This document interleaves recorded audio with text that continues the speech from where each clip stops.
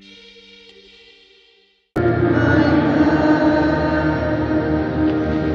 Lord be with you. And with your spirit. A reading from the Holy Gospel according to Matthew. Glory to you, Lord. Jesus said to his disciples, "Take care not to perform righteous deeds in order that people may see them. Otherwise you will have no recompense from your heavenly Father. When you give alms, do not blow a trumpet before you, as the hypocrites do in the synagogues and in the streets, to win the praise of others. Amen, I say to you, they have received their reward. But when you give alms, do not let your left hand know what your right is doing, so that your almsgiving may be secret. And your Father, who sees in secret, will repay. When you pray, do not be like the hypocrites, who love to stand and pray in the synagogues and on the street corners, so that others may see them. Amen, I say to you, they have received their reward.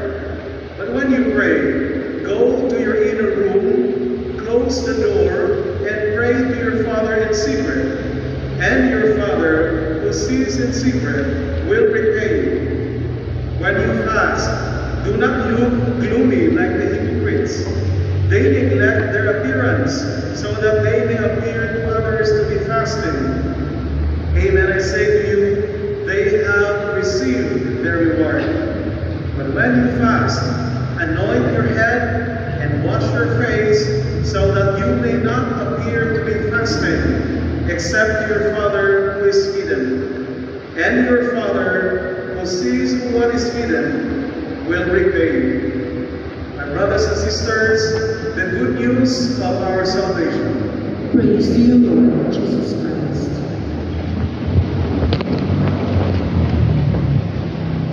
Today is Ash Wednesday, and Ash Wednesday is the beginning of the season of Lent. When we speak about Lent, it is a 40-day of journeying with Christ in his passion, death, and glorious resurrection. But it is not just the journey of Jesus, but it is also our own journey. Because within this Lenten season, we are afforded with 40 days of repentance, 40 days of reconciliation, 40 days of renewal. In our readings today, from the first reading, from the book of Joel, to the letter of Paul to the Corinthians, into our gospel reading, are suitable enough for us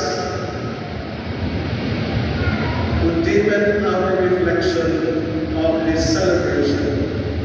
Prophet Joel communicates to us of two things.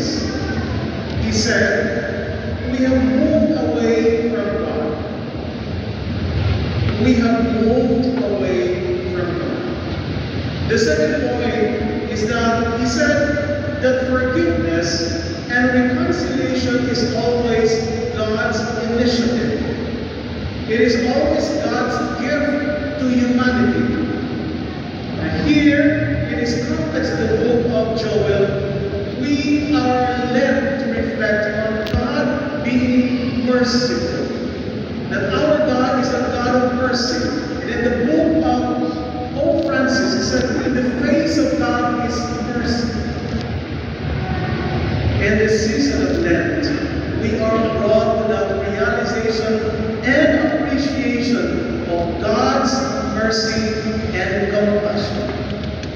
Within these 40 days, we allow ourselves to enter and to immerse in the mercy and compassion of God. Brothers and sisters, sins separate us from God. It alienates us from our deep connection with God, who is mercy, God who is love.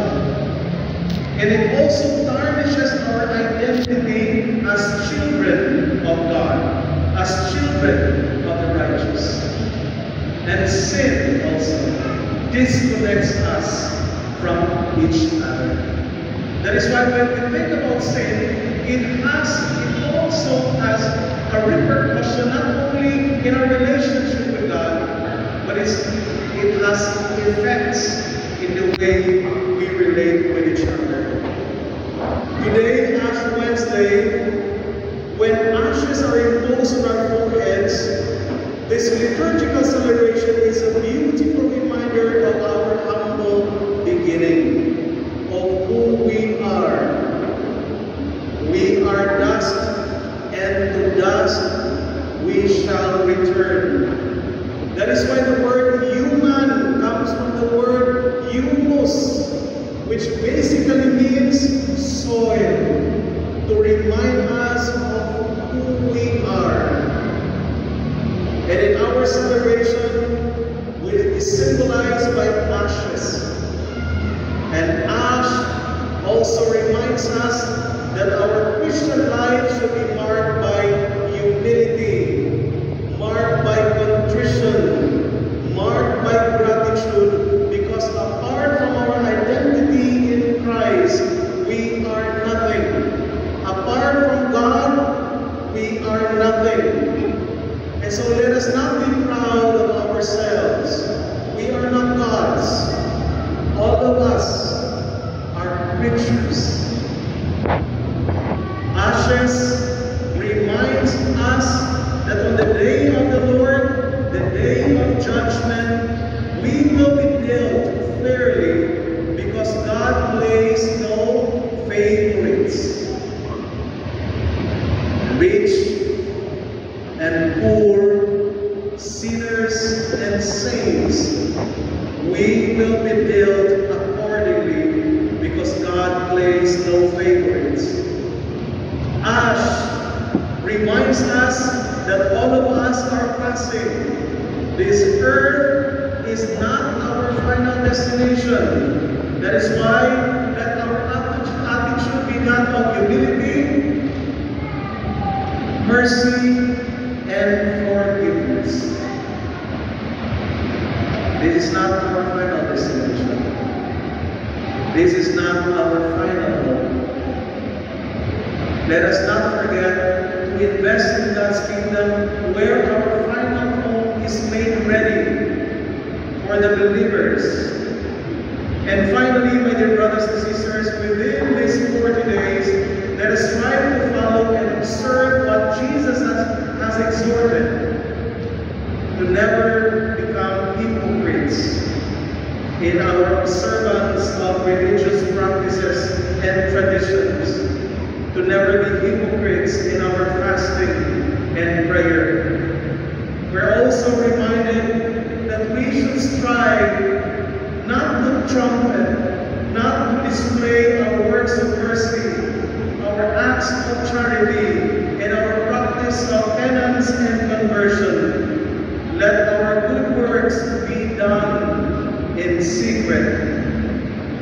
Let us bear in mind that God is pleased, that God is delighted, that God is honored when the practice of our faith and observance of our Christian life is done in humility, done in sincerity, and done in gratitude, for God is not interested when it is done for appearance's sake, or when it is done for a show.